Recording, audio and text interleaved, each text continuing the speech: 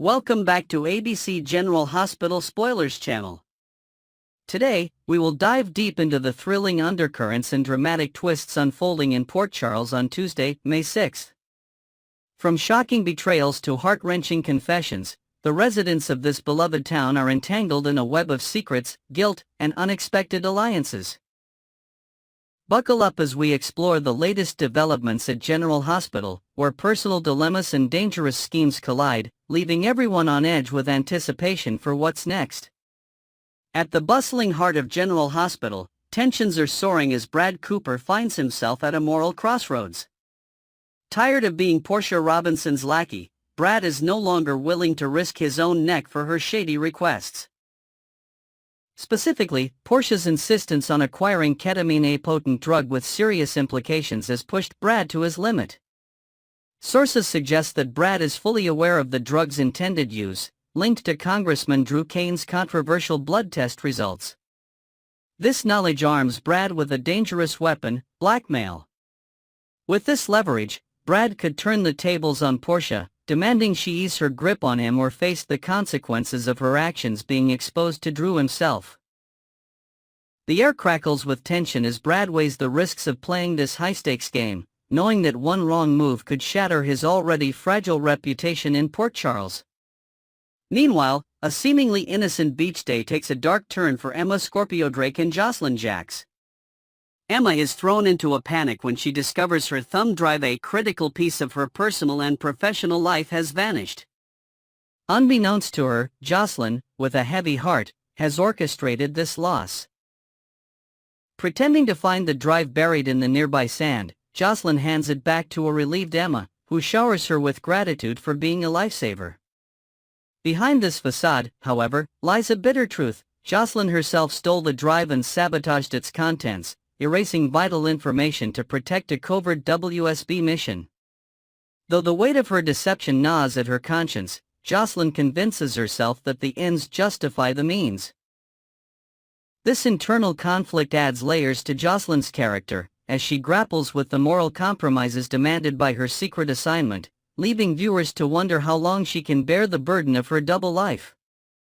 Over at Lulu Spencer's residence, emotions run high as a long-buried truth comes to light. Lulu is left reeling after Dante Falconeri admits to sharing her romantic feelings, a confession that momentarily fills her with hope.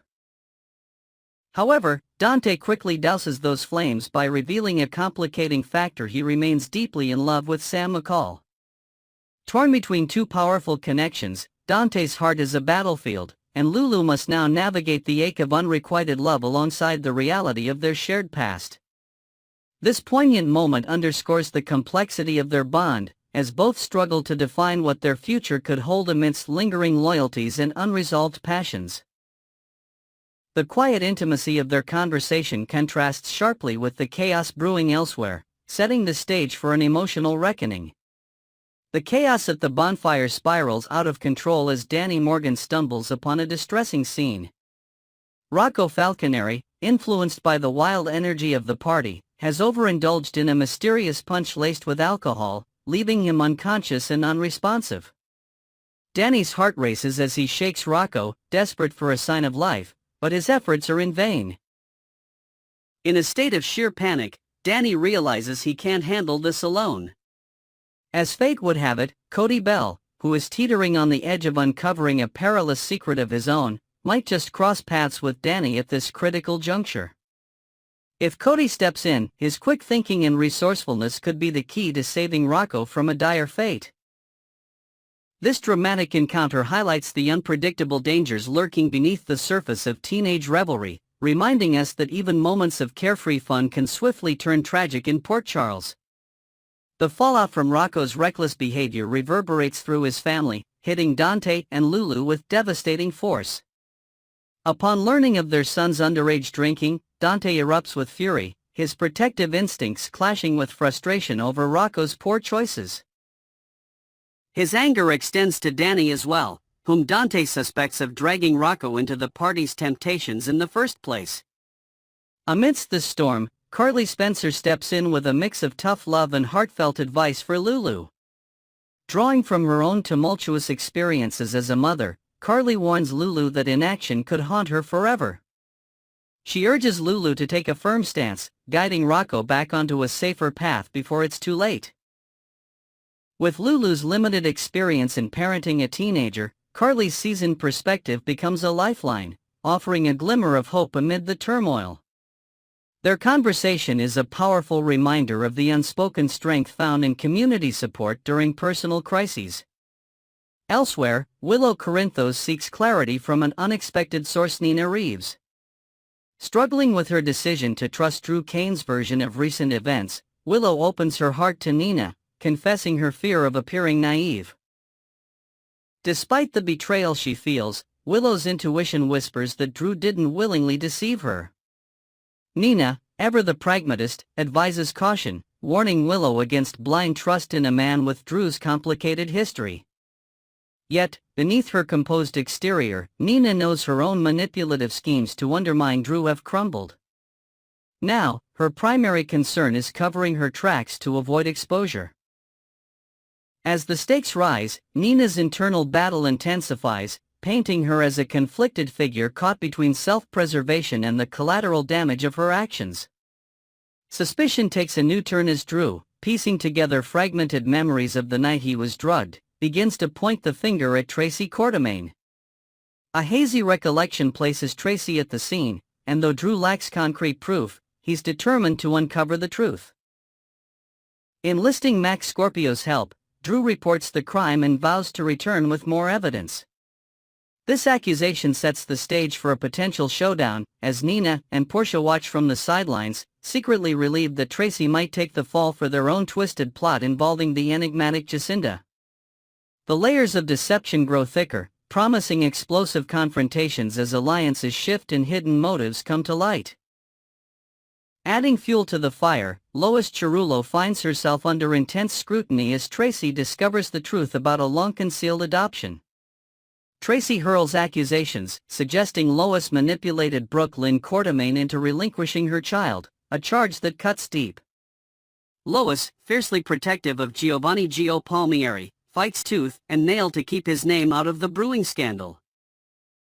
She fears the catastrophic ripple effects should the full story emerge, knowing it could shatter families and reputations alike. Despite her efforts, whispers in Port Charles suggest that this bombshell is destined to detonate, leaving a trail of heartbreak and upheaval in its wake. The tension surrounding Joe's secret serves as a ticking time bomb, keeping viewers on the edge of their seats.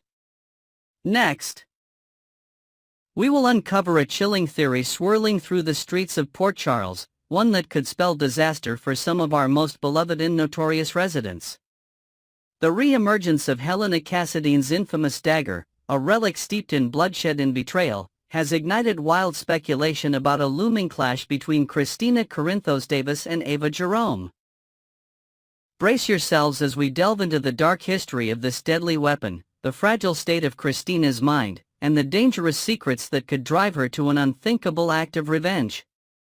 First, let's unravel the sinister legacy of Helena's dagger, a blade that carries the weight of unimaginable tragedy.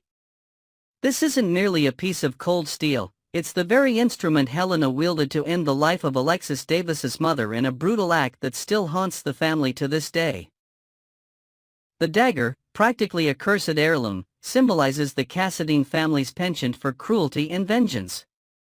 Recently, it resurfaced under mysterious circumstances when Jen Sidwell delivered it to Alexis' office, claiming unease about keeping it after she declined to take it from Windmere. His words, however, ring hollow to those familiar with Port Charles's underbelly. Many suspect Sidwell's gesture masks a hidden motive, perhaps an attempt to stir chaos among the town's most volatile players.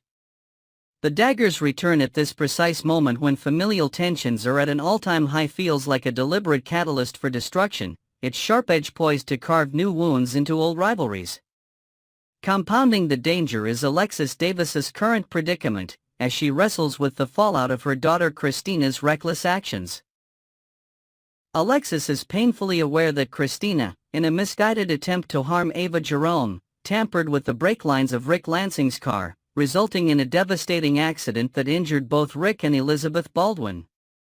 the incident has left Alexis grappling with how to protect her daughter from legal consequences while addressing her increasingly erratic behavior. In a desperate bid to shield Christina from prison, Alexis even contemplated having her committed to Ferncliff as part of a legal defense strategy.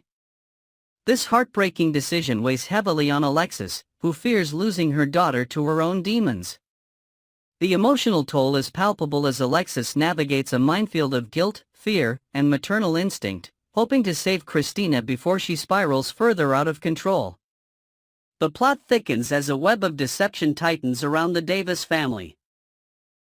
Unbeknownst to Christina, Ava has been blackmailing Alexis over the brake-cutting incident, exploiting the secret to extort escalating payments.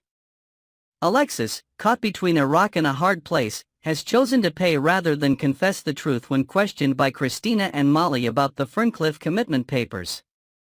This silence, while born of a desire to protect, only deepens the rift between mother and daughter. Christina remains oblivious to the lengths Ava is going to manipulate her family, a ticking time bomb of ignorance that could detonate with catastrophic force.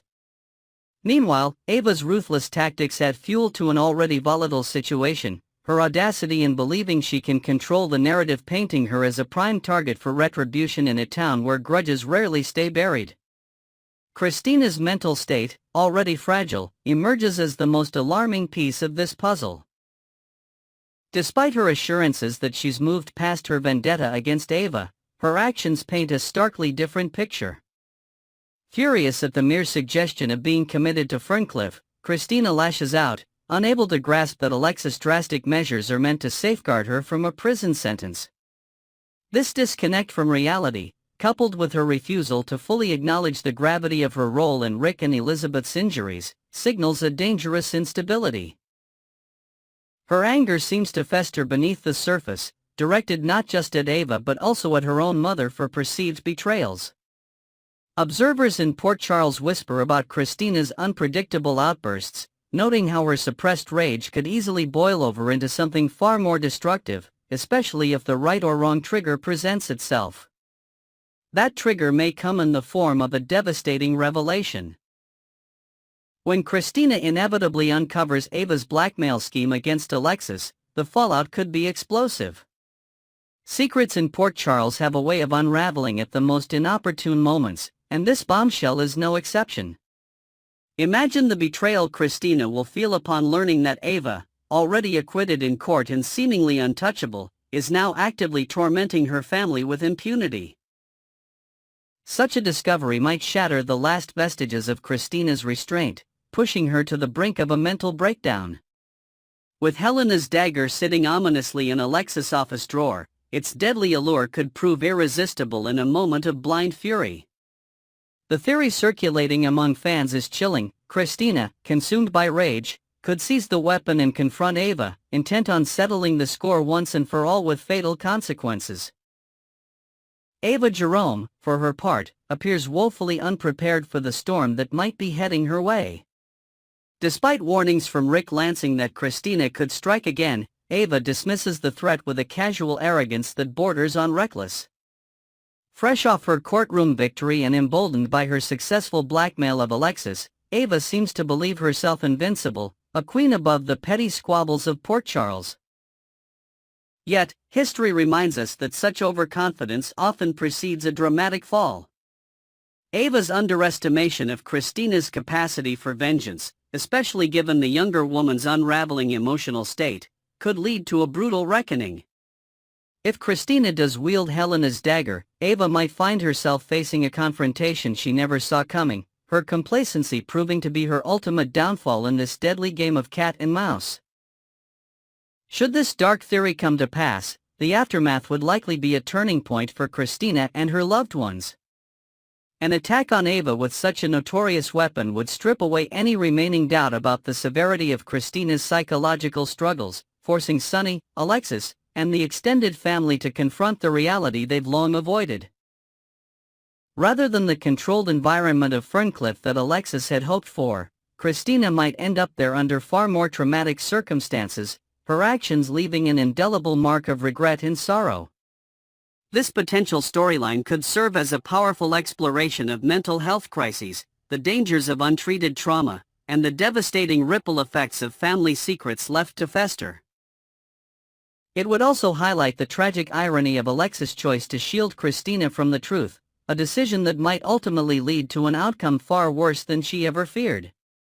Next, we will explore a delightful yet cringeworthy twist in the lives of Cody Bell and Molly Lansing Davis as they stumble into a fake dating fiasco in Port Charles. What starts as an innocent friendship could soon spiral into a whirlwind of mistaken identities, public misunderstandings, and unexpected romantic sparks.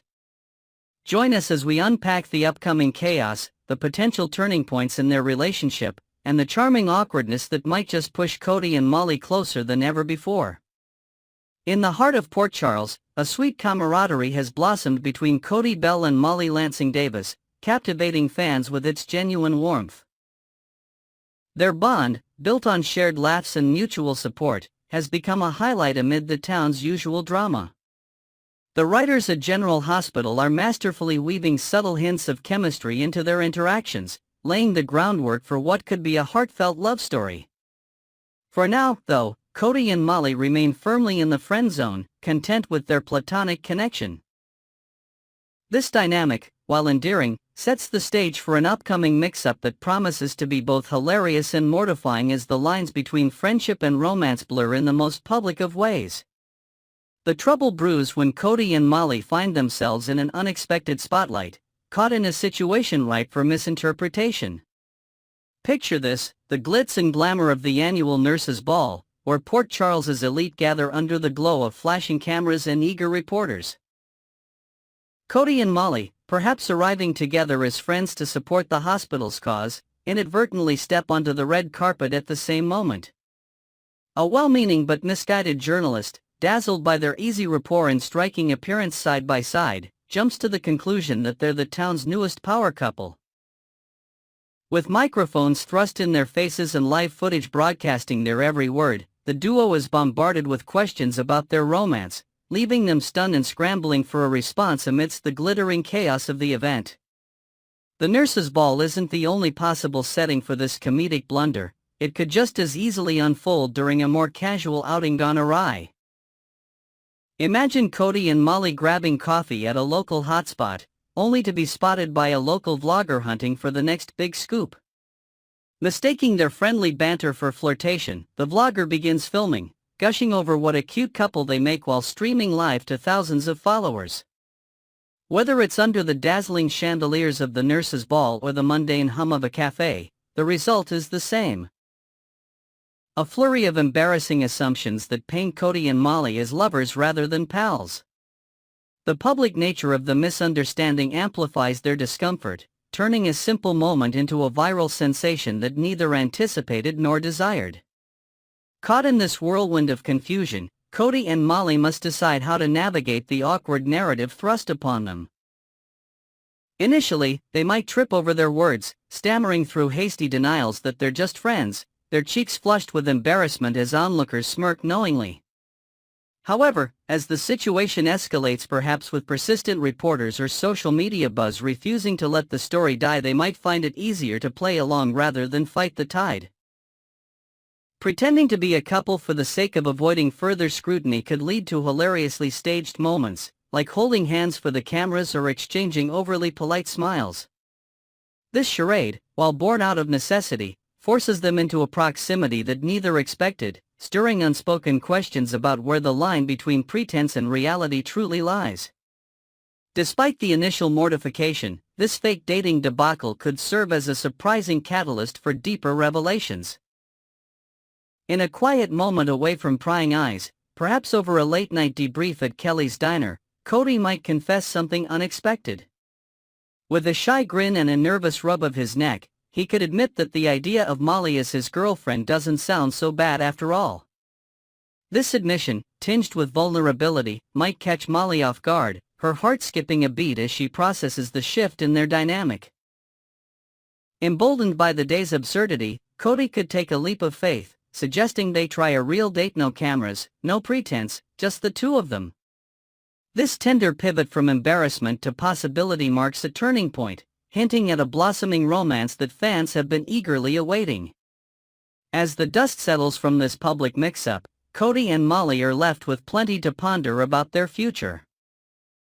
Will they embrace the nudge from fate and explore a genuine relationship, or cling to the safety of their friendship?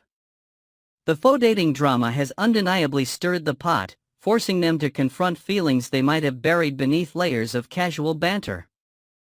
Whispers around Port Charles suggest that their romantic status could see an update sooner rather than later, with local gossips already placing bets on whether this pair will make it official. Their journey, peppered with light-hearted mishaps and sincere moments of connection, keeps viewers invested, rooting for a love story that feels authentic amidst the town's usual high-stakes turmoil.